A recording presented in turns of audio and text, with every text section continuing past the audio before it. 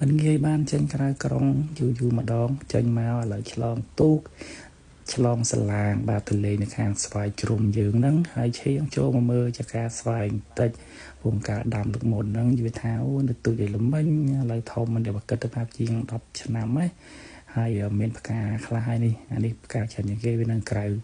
ហួជីហួសមកដល់ចំការថ្នងលើតែល្បីគេថាងនៅចការថ្នងថតរូបស្អាតឥឡូវមកផ្ទាល់អញ្ចឹងទៅឃើញថាស្រស់ស្រាយមែនតើដើមឈើច្រើនណាហើយវាថាខៀវល្ងឹតយកហ្មងងាកតាណាក៏ខៀវងាកតាណាក៏ខៀវអូមទៅដល់ខ្យល់ទលេបរិសុទ្ធទៀតអញ្ចឹងណាហើយដើរកាត់តែនេះចូលមកឃើញផ្សែងគេនេះស្អាតតែពេលនេះអត់មានផ្សែងច្រើនទេច្រើនតែដើមឈើគឺណាខៀវល្ងឹតយកហ្មងនឹងហើយហួសទៅអង្គុយនៅក្នុងតូបគេនេះហើយមកហូបឃើញខ្យងបាទវាថាក្លៀនខ្យងយូរហើយតែបានញ៉ាំឥឡូវមកញ៉ាំម្ដងដាក់មកថាសមកថាជាតិនោះ50ជាតិគាត់អត់មានទឹកប្រហុកឆ្ងាញ់ណាស់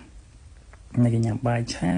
យើងទៅមកចានទូចប៉ុអត់ក្លៀនទេអង្គុយលេងមើល view មើលអីគេចឹងទៅតំណងដែរចឹងណាហើយចុះទៅខាងក្រោមទៅអង្គុយលឹងហឹងគេប៊ីល្អិលពួកគេមិនដឹងជាភ្លៀងឬគេស្រោចទឹកស្មៅគេទេអញ្ចឹងល្អិលអង្គុយលេងវិលទៅវិលមកស្អាតតំណងស្រស់ស្រាយ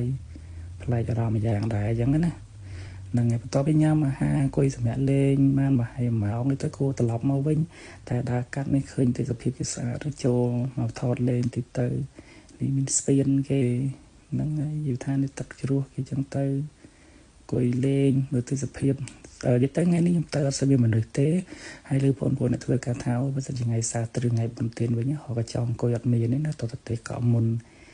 ដល់ឡែកខ្ញុំទៅថ្ងៃធំទេអញ្ចឹងវាអត់សូវមានមនុស្សហើយនឹងថ្ងៃធម្មតាយ៉ាងទៀតណាហ្នឹងហើយត្រឡប់ទៅវិញតាមផ្លូវក៏ឆ្លៀតមើលដូចថាវាមកអស់ឡាយណានេះបាទហ្នឹងឯងជាការធ្នងនៅខាងផ្លូវស្រែ NG យើងហ្នឹង